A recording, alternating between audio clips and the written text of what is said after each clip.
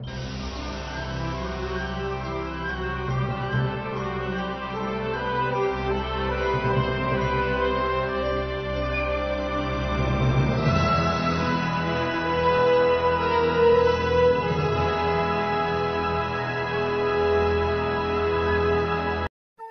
gadis kecil ini dipenuhi senyuman, karena dia mendapatkan es krim favoritnya.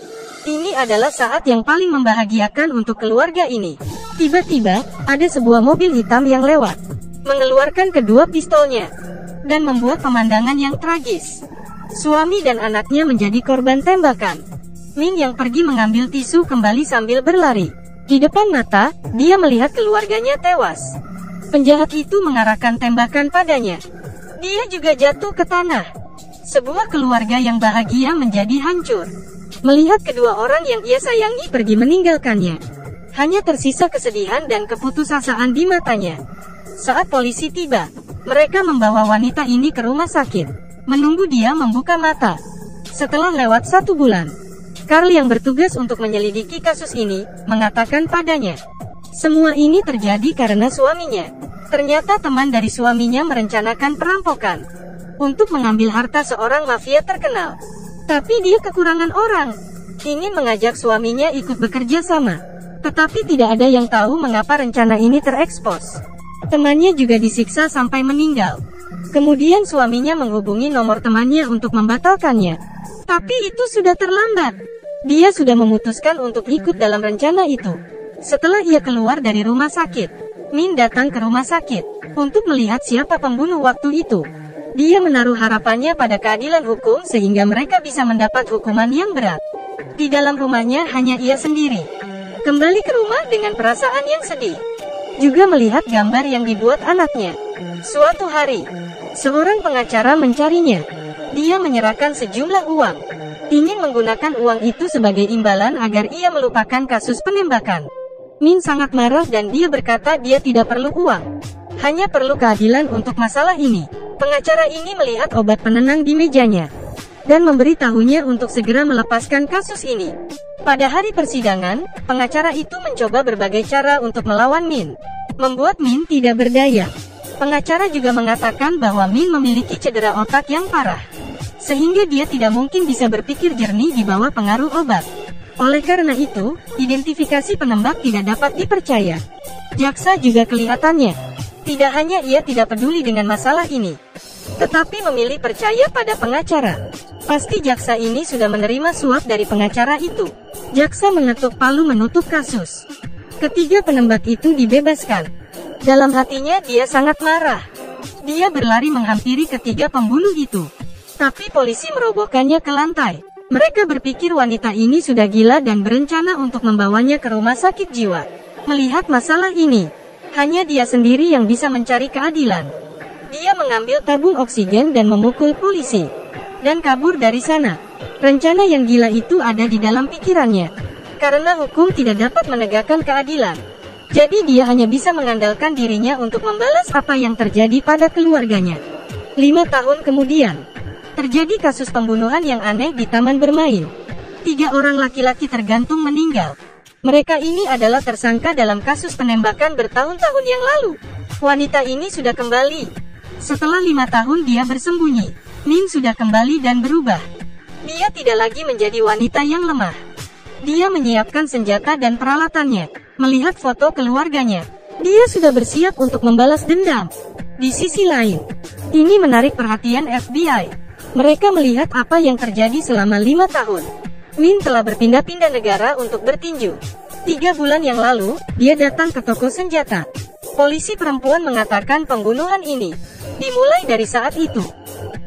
Karena suatu hari, suami dan anaknya ditembak mati di depannya. Pada saat itu, Min sudah menemukan hakim di kasusnya. Dia adalah seorang hakim yang disuap. Dia memaku tangan hakim itu di atas meja.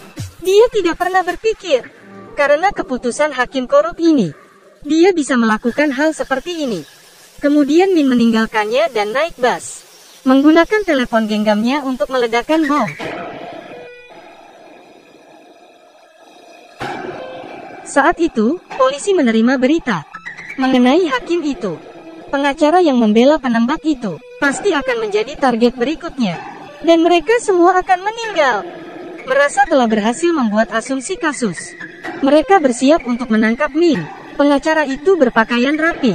Min mengamatinya masuk ke tempat rahasia. Ia berpura-pura menjadi gelandangan dan mereka mengusirnya. Lalu,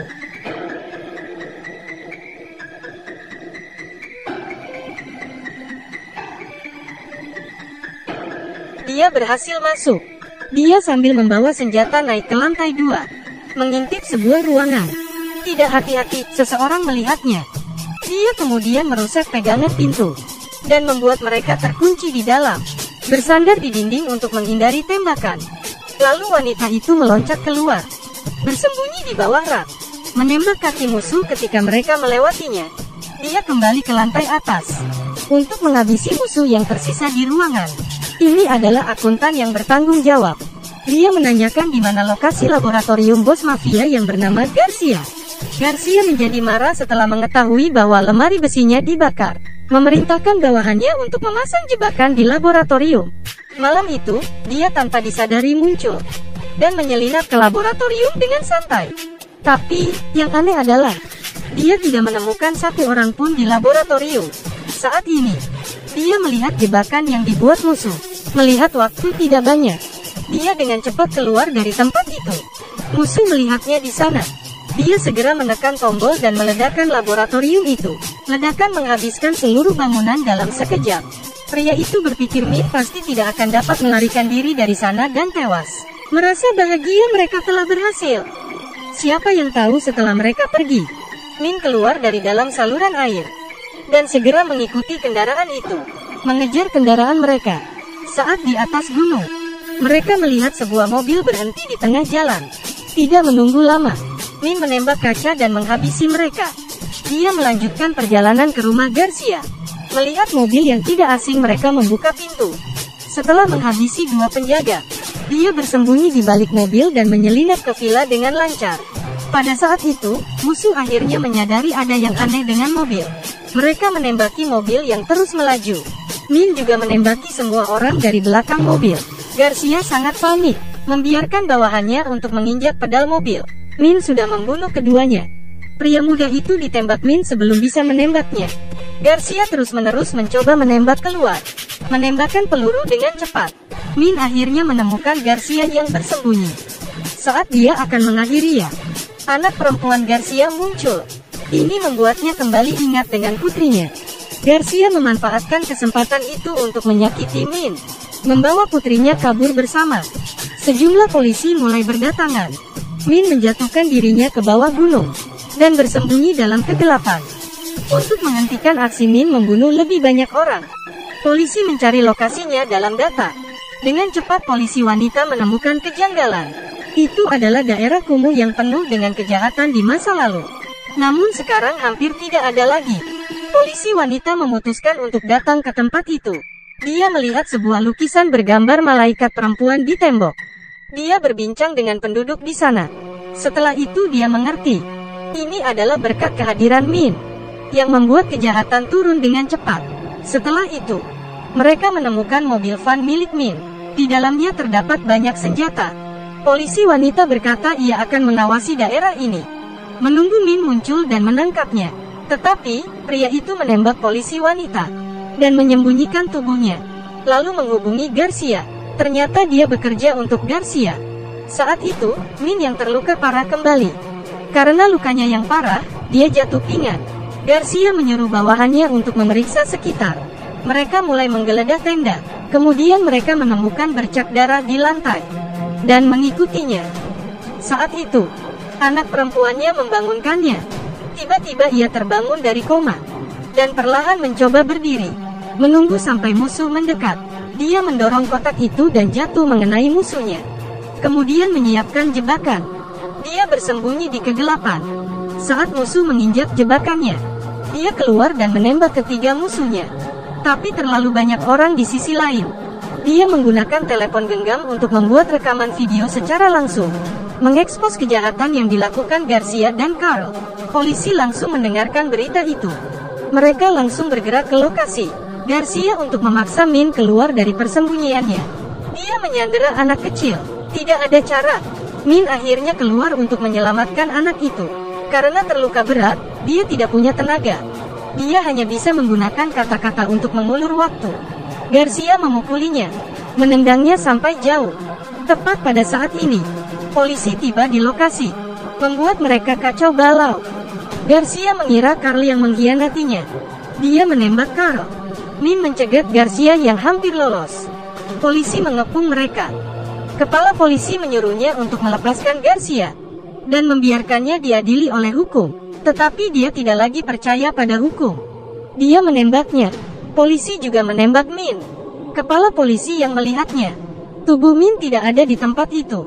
Dia pergi ke makam suami dan anaknya. Min tergeletak di tanah dengan lega. Kepala polisi juga menduga ia akan ke tempat ini. Dia mengerti maksud Min. Ia ingin bersama dengan keluarganya. Kepala polisi memberinya semangat dan berkata, dia harus menjaga hidupnya dengan baik. Beberapa minggu kemudian, kepala polisi menemui Min di rumah sakit. Dia sangat menghormati Min. Tapi Min bukanlah polisi. Kepala polisi ini melakukan hal yang tidak seharusnya. Dia memegang tangan Min dan mengucapkan kata bermakna padanya. Cepat sembuh. Min melihat sesuatu di tangannya. Ternyata itu adalah kunci dari borgolnya.